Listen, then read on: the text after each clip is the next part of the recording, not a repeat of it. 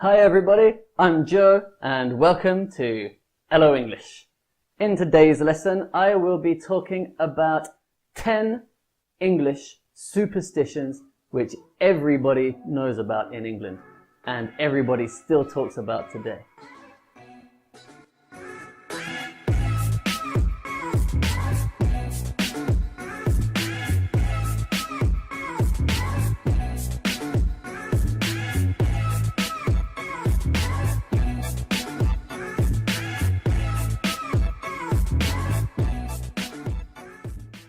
So, superstitions are irrational beliefs in things that don't really exist, but we kind of have these traditions that we have to follow that are based on those beliefs. So, usually they're not real. They usually come from the times when people believed in magic and fairies, or they might come from the Bible because Christianity is the main religion in England. Lots of English superstitions spread or have come from other places as well. So they are still common in other countries. Maybe they might change a little bit. But I'll tell you the English versions that I knew when I was growing up. Lots of superstitions are dying out nowadays too. I think old people know a lot more superstitions than young people know. Also, the old people might believe them more or follow them more. But there are some big ones which young people still know about, and even if we don't believe them, maybe we follow them just for the sake of tradition. So, number one is a very common one. You might not have noticed, but next time you go to an English-speaking country, just take a look, because you might see a horseshoe above the door. Yes, the metal U-shaped stud that people used to nail onto a horse's foot when it was walking is called a horseshoe, and we hang it above the door for good luck. In England, we believe that it should be facing up, like a U shape, to catch all the good luck that falls in. But in some other countries, they believe it should be upside down, facing downwards, so the good luck can come out and into the house. The origin of this tradition it comes from the Bible. So, in the Bible, there's a story about a man named Dunstan who used to nail horseshoes onto horses' feet.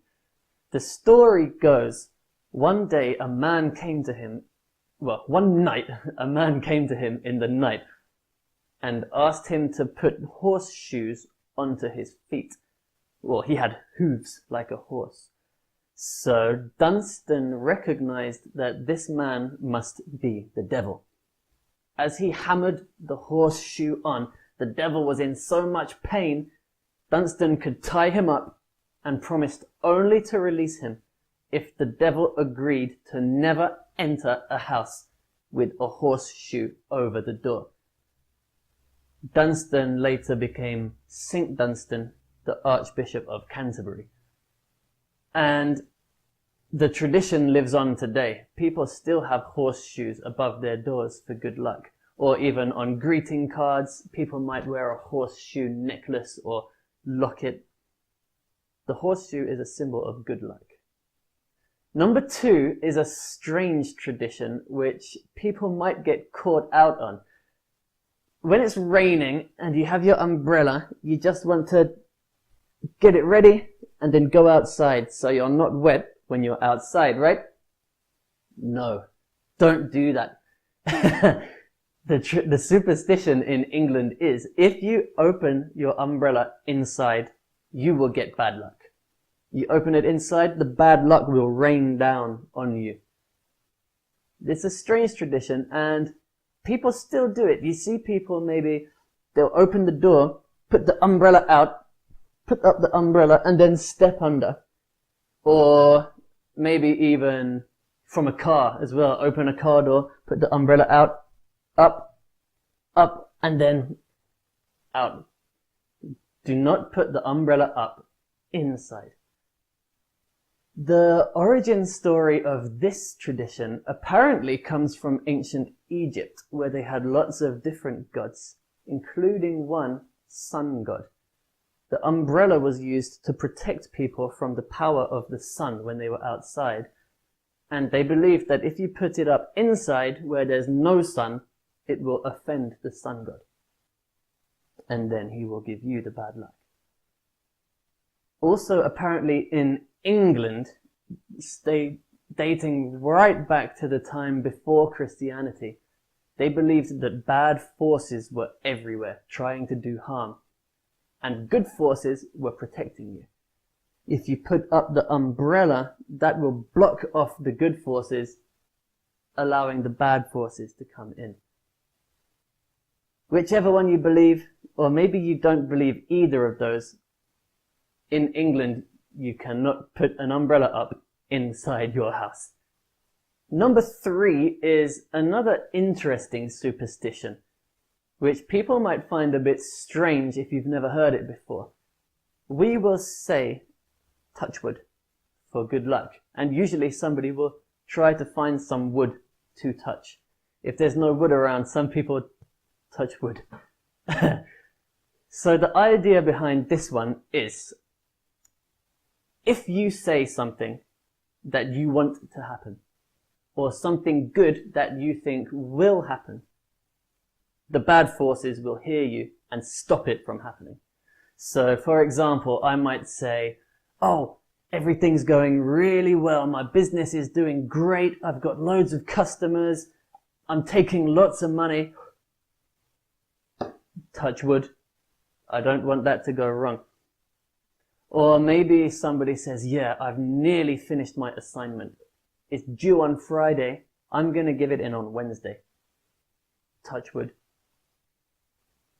The idea is, before Christianity, the pagans and Celts that lived in England believed in fairies, pixies, spirits, gods, and they believed that these good things lived in the trees.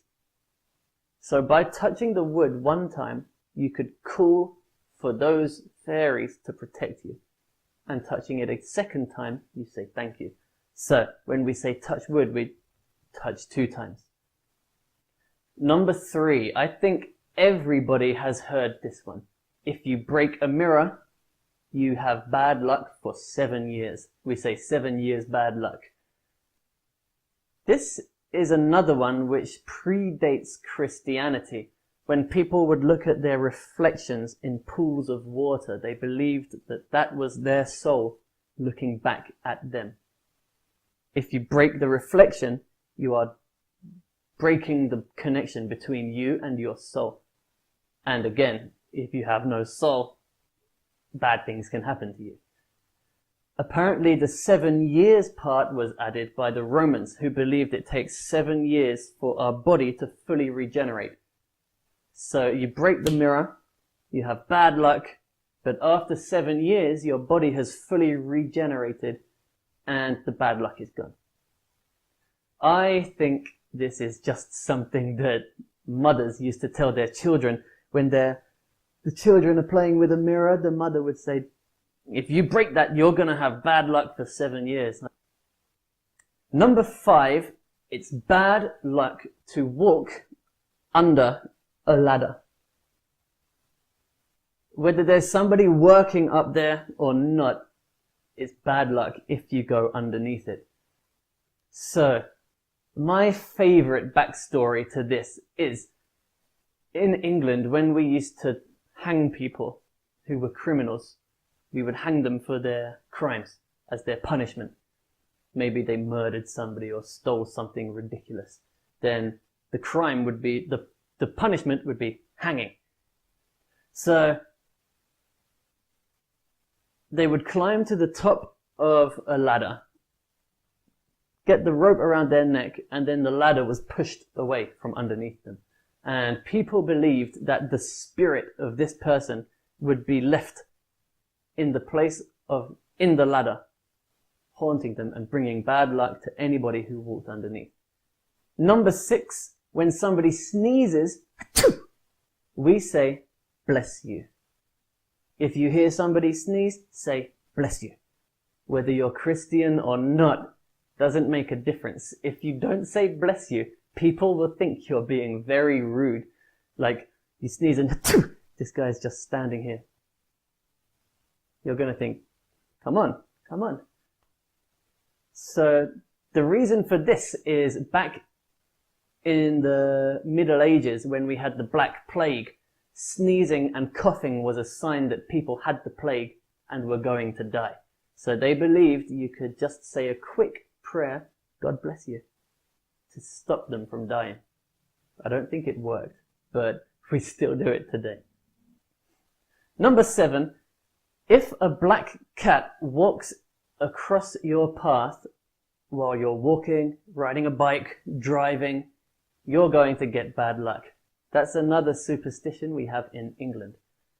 This one also dates to the Middle Ages, when Christianity was big and people were very scared of witches. So they believed that the devil would send a black cat to help the witch do her spells, or even that some witches could turn into black cats to sneak around and cast spells on people. So the black cat was seen as a sign of bad news, and if one crossed your path, then that was the witch casting a spell. Number 8, you buy some new shoes. They're beautiful. You want to take them home and show everybody. Put them down on the table. Wow, look at my shoes. No, because in England, if you put new shoes on the table, that means one of your family members will die. That's the superstition we have. This one comes from when mining was a big industry in England. Coal mines were dangerous places and miners died a lot. There weren't very many safety standards. And because it's hard to tell somebody that the breadwinner of their family has died, one of their colleagues would just bring their shoes home and put them on the table. And that's how the family would know that their dad, their husband, had died. So as that evolved, now you put your shoes on the table, that's bad luck. Somebody's going to die. Number 9. In England, magpies have magical qualities. I don't know where this one came from, but maybe again from the Bible.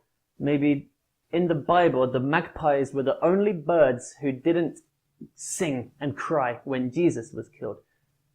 So people believed they had a drop of the devil's blood under their tongue. And I guess this progressed into people believing they had evil or good powers. There's a nursery rhyme: 1 for sorrow, 2 for joy, 3 for a girl, 4 for a boy, 5 for silver, 6 for gold, 7 for a secret never to be told. So if you see 1 magpie, that's sorrow. You will have bad news. You see 2, that's good news. So if you see a single magpie, that's a sign you're going to get bad luck. The way you can get around this is by greeting the magpie as if there was now 2 and you might get good luck. So we say, hello Mr. Magpie, how's your wife today? Speaking about the second magpie, his wife. Number 10, when you're cooking, you knock over the salt. No problem, put it in the bin. No. In England, if you spill the salt, that's bad luck too. It seems like anything you do will get you bad luck. But the way to save yourself from this bad luck, take the salt in your right hand and throw it over your left shoulder. Just a pinch, not the whole bag. And this will save you from the bad luck. People believe that spilling salt is a way to call the devil to come to you. Maybe because in the Bible the salt had holy qualities. Judas spilt the salt at Jesus' Last Supper. So it's a symbol of bad things to spill the salt. Another possible explanation is that maybe it came from farmers. If you spill salt on your soil, then plants won't grow there. So imagine being a farmer before the days of really great science, and you spill a great big bag of salt on your field. Then nothing grows there for years. You're going to blame the salt and say the salt was evil. So spilling salt will then become a sign of bad luck. And one more bonus. Cross your fingers for good luck. If your friend is doing something and you want to wish them luck, cross fingers. I'll keep my fingers crossed for you. You might hear people saying, oh, I'm hoping for good luck, good luck, good luck. So this initially was a sign. Before Christianity, the cross was the meeting point of good forces. So people would cross their fingers to hope for good things. And then that gradually evolved into two fingers on the same hand crossed. So, if somebody's going to do something important, fingers crossed, wish them luck. I hope that lesson was interesting, maybe helpful, and I hope you remember those if you do go to an English-speaking country, because they might keep you out of trouble or maybe even bring you some good luck. If you enjoyed the lesson, please like and share, subscribe on YouTube, and join me on Facebook and Instagram. Remember, you can check out all the lessons at loenglish.com.